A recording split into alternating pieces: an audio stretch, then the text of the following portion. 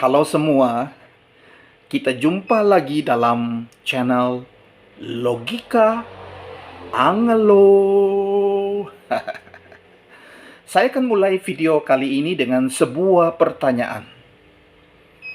Bisakah pandemi dipakai oleh suatu pemerintah atau suatu rezim untuk membunuh warganya sendiri? Pertanyaan saya terdengar absurd dan berlebih-lebihan. Tapi nanti dulu, pertanyaan seperti ini sungguh telah dikatakan oleh seseorang dalam bentuk statement yang afirmatif. Bahkan beliau yang mengatakannya menggunakan istilah yang keras.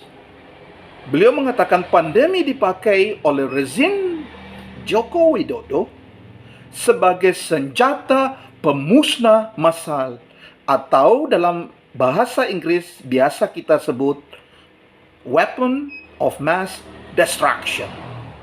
Boom, boom. Ini pernyataan yang serius, Bo. Tidak main-main. Dan sangat serius, sungguh, karena yang mengatakannya bukan orang biasa. Namun seorang guru besar dari Institut Teknologi Surabaya. Beliau bernama Profesor Daniel Muhammad Rosyad. Nah, tidak main-main bukan? Statement seperti ini memiliki bobot yang besar karena beliau berasal dari kampus yang sangat tenar, punya nama besar, punya sejarah akademik yang kuat, dikenal luas bukan saja di Indonesia atau Asia Tenggara, namun di mana-mana di berbagai penjuru dunia. Maka kita juga perlu mengkritisinya dan mengkritisinya bersama-sama. Saya akan mengajukan tiga cara untuk membedah sedikit kebenaran atau validitas dari statement yang seperti itu. Tentu ada banyak kemungkinan cara untuk melihat logika di balik statement seperti itu. Apakah acceptable atau not acceptable? Yang pertama, fakta mengatakan bahwa pandemi adalah fenomena global. Artinya dia terjadi di mana-mana di seluruh penjuru dunia. Kata lain, pernyataan guru besar tadi kalau mau diasumsikan sebagai benar, sama halnya dengan mengatakan bahwa rezim-rezim di seluruh dunia, catat baik-baik, di seluruh dunia bersepakat dengan jahatnya untuk membunuh warganya masing-masing. Wah, serius banget ini. Karena di dalamnya tergantung konsekuensi yang seperti itu. Bahwa setiap pemerintah di seluruh dunia bersepakat bersama-sama berkomplot untuk melakukan pembunuhan massal. Karena namanya saja senjata pembunuh massal. Kita harus bertanya, bisakah hal yang sangat masif besar melibatkan negara besar, negara kecil, negara kaya, negara miskin, negara yang sangat berpengaruh, hingga negara yang bahkan mungkin Anda atau saya, kita tidak pernah dengar sekalipun? Bisakah hal itu dilakukan? Dan negara-negara dan medianya dan Departemen Kesehatan di berbagai penjuru dunia melakukan hal-hal yang serupa atau yang sama, bersembunyi di balik pandemi, padahal tujuannya adalah membunuh sekian persen dari warganya masing-masing.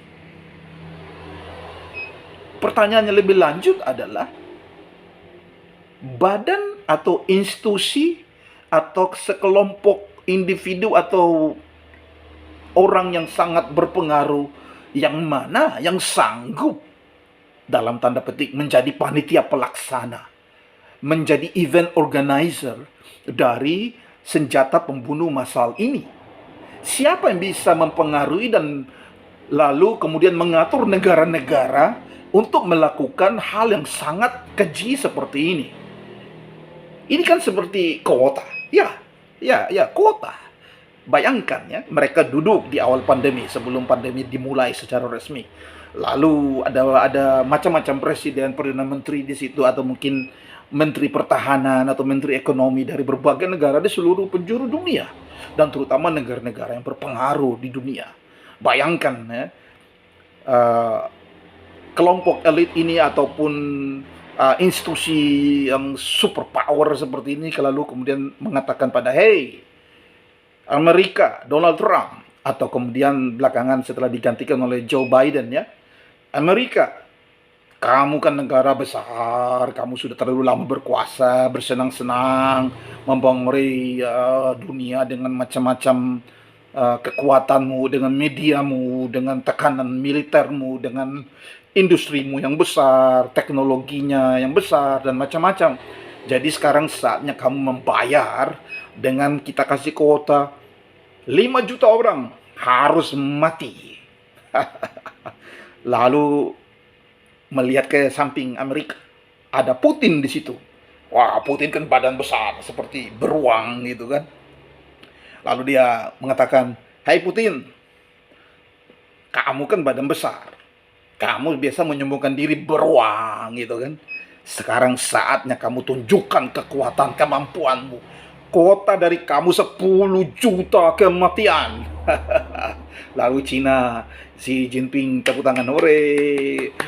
Donald Trump atau Joe Biden, lalu Putin bisa diatur-atur sama anak kecil di depan mereka itu. Tapi lalu kemudian orang-orang atau panitia pelaksana ini kemudian bertanya, "Hei Cina, jangan senang dulu. Kamu kan negara yang paling padat di dunia. Maka kamu yang paling besar. Kita minta dari kamu 20 juta kematian. Harus kamu sumbangkan." Lalu kemudian berbalik ke di belakang Cina ada Singapura. Singapura, jangan mencoba sembunyi di belakang punggung Cina ya. Kamu memang negara kecil, tapi ekonomimu kan besar. Maka ya dari kamu ya minimal 10.000 lah. Lalu kemudian terbalik, sekarang giliran Indonesia Jokowi.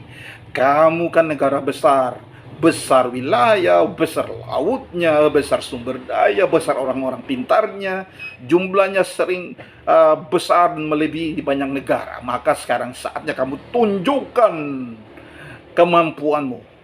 Kematian dari Indonesia setidaknya harus 1 juta. Wah, bayangkan seperti itu. Ini sungguh bukan bercanda ya, karena konsekuensi serius dari pernyataan Profesor Daniel Muhammad Rashid tadi adalah seperti itu. Saat ini karena pandemi merupakan masalah kesehatan, maka tentu yang berperan besar adalah WHO, World Health Organization, Badan Kesehatan Dunia. Pertanyaannya, bisakah WHO ngatur-ngatur negara-negara besar, kuat, berpengaruh seperti Amerika, Rusia, China, India, Brazil, dan bahkan Indonesia yang sangat disegani di dunia, untuk turut ikut berpartisipasi dalam konspirasi yang sangat jahat seperti ini? Siapa sih WHO itu? Siapa sih WHO itu? Yang memberi dana operasional WHO ya negara-negara itu sendiri. Bahkan Amerika sebelum dihentikan oleh Donald Trump pernah menjadi donor terbesar untuk pelaksanaan tugas-tugas dari WHO. Dan kemudian ada Cina juga di situ tentunya. Jadi bisakah Anda kemudian menggigit, mengatur orang yang memberi makan Anda? Pada titik ini kita melihat sangat tidak masuk akal. Validitas dari statement Profesor Daniel Muhammad Rashid menjadi tidak masuk akal. Itu baru poin pertama. Sekarang poin yang kedua, berkaitan dengan dampak ekonomi. Siapa yang pada titik ini bisa mengklaim saya tidak terpengaruh sama sekali? Semua orang terpengaruh. Mau orang kaya, mau orang yang kurang kaya, mau orang yang memiliki 100 perusahaan maupun orang yang profesional atau pekerja di berbagai sektor, sama terpengaruhnya. Mungkin ada orang mengatakan, orang itu memiliki 100 perusahaan. Ya iya. Namun begitu, apa artinya 100 perusahaan ketika cash flow dari setiap unit usaha sangat-sangat terganggu? Banyak orang saat ini harus berganti profesi hanya karena perusahaannya merugi dan harus melakukan PHK. Karena tidak mempunyai pilihan lain. Atau bank yang mengalami stagnasi karena tidak banyak orang lagi yang mau mengambil kredit, ataupun ada terjadi kredit macet di sana sini misalnya. Dampak yang sangat besar, belum lagi menghitung dampak emosional, belum menghitung berbagai dampak sosial budaya lainnya. Dan dampak kedua yang sangat perlu kita perbincangkan adalah pada level negara. Nah, ini tidak main-main. Kita tahu seperti Indonesia saja harus melakukan realokasi berbagai dana pembangunan dalam rangka mengatasi pandemi yang sedang mencabik-cabik negara kita dan dunia secara umum. Ini bukan jumlah yang kecil ya, Pak. Ini hitungan triliunan, ribuan triliun. Bayangkan berapa dana yang telah dikeluarkan pemerintah untuk memberikan bantuan langsung tunai, BLT misalnya, atau untuk prakerja, untuk bansos, untuk membiayain orang-orang yang sakit. Setiap orang yang sudah masuk ke dalam laporan Satgas itu ditanggung oleh negara ya. Dan itu biaya yang tidak main-main.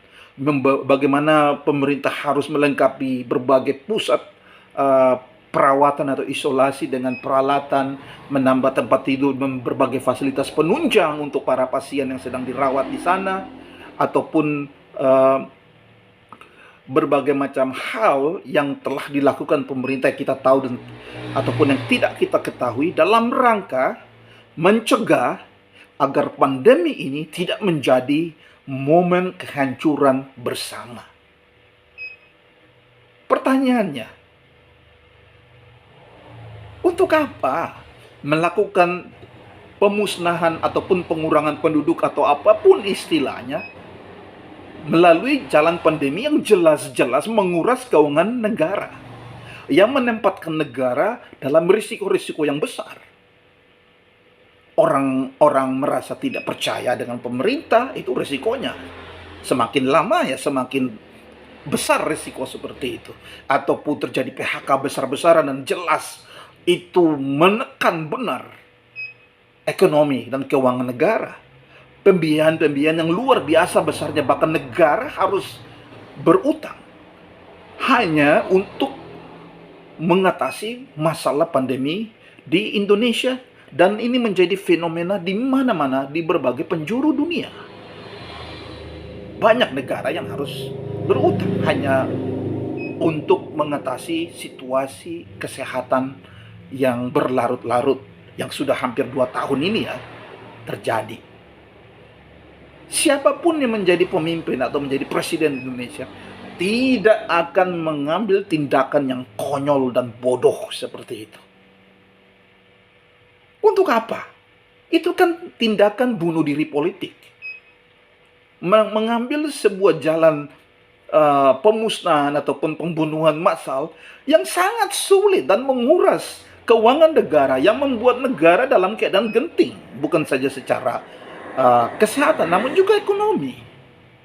Harus sungguh hati-hati di dalam mengatasi situasi pandemi saat ini. Masuk akalkah jika Jokowi atau siapapun yang menjadi pemimpin sebuah negara melakukan hal tersebut? Tidak masuk akal sama sekali. Ada jalan lain yang jauh lebih mudah dan lebih murah, dan tanpa menempatkan negara dan bangsa ini atau setiap warganya ke dalam situasi yang penuh risiko seperti saat ini. Poin yang ketiga, menyangkut dengan hasil. Dan ini sangat penting dan mungkin bagian yang paling menggelikan yang harus kita beri garis bawah yang tebal-tebal. Bagaimana? Kita tahu bahwa virus corona menginfeksi dengan cepat, apalagi setelah munculnya varian-varian yang mengganas. Di Indonesia sedang populer dan di dunia sebenarnya adalah varian dari India, varian Delta, yang kemudian menulari dengan jauh lebih cepat daripada abang-abangnya sebelumnya, katakanlah begitu. Bahkan varian Delta ini sudah menjadi varian Delta Plus, ya, karena dia melakukan proses mutasi yang sudah ditemukan di beberapa negara. Mudah-mudahan tidak masuk di negara kita, karena dengan varian Delta saja, varian India saja, kita sudah kelabakan di mana-mana. Jadi tingkat penularan sangat cepat sehingga terjadi grafik yang eksponensial, artinya grafik yang menanjak dengan sangat cepat dan meliar seperti yang kita alami sekitar 2-3 minggu terakhir ini. Namun di sisi lain, tingkat kesembuhan dari orang-orang yang terjangkiti juga sangat-sangat tinggi. Hanya sekian persen kecil dari total orang yang terinfeksi yang akan menjadi fatal atau berat. Dan dari yang berat atau yang sedang mengalami fatal tersebut, sekian persen lagi, artinya kian kecil lagi, yang akan berujung pada kematian. Jadi kalau kita bandingkan total kematian dengan total orang yang terinfeksi, sesungguhnya sangat tidak signifikan. Tentu saya tidak mengatakan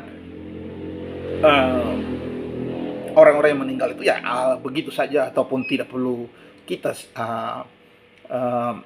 merasa prihatin dengan situasi seperti itu. Tidak, sama sekali.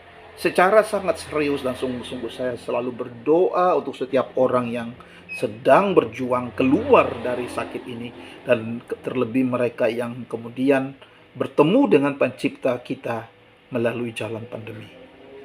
Kita semua harus berdoa bersama-sama untuk mereka. Kembali kepada hasil yang diharapkan, kalau benar-benar pandemi adalah senjata pemusnah massal, sangat tidak masuk akal.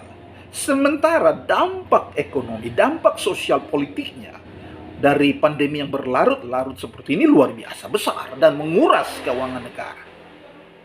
Kalau Anda jadi presiden, apakah Anda akan mengambil langkah yang sangat berisiko menguras ekonomi, menekan negara, menyengsarakan begitu banyak orang, namun dengan hasil kematian yang sangat kecil? Masuk akalkah tindakan Anda kalau Anda bertindak seperti itu? Masuk akalkah apa yang dikatakan oleh Profesor Daniel Muhammad Rashid?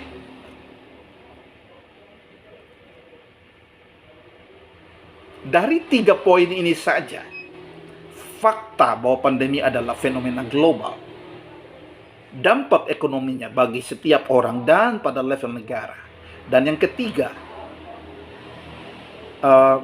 hasil akhir yang diharapkan yaitu pemusnahan massal, sama sekali tidak terjadi.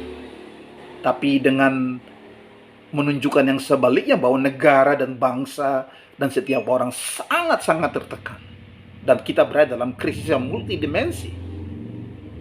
Jelas pernyataan bahwa pandemi dipakai oleh rezim Jokowi sebagai senjata pemusnah massal tidak bisa diterima akal sehat.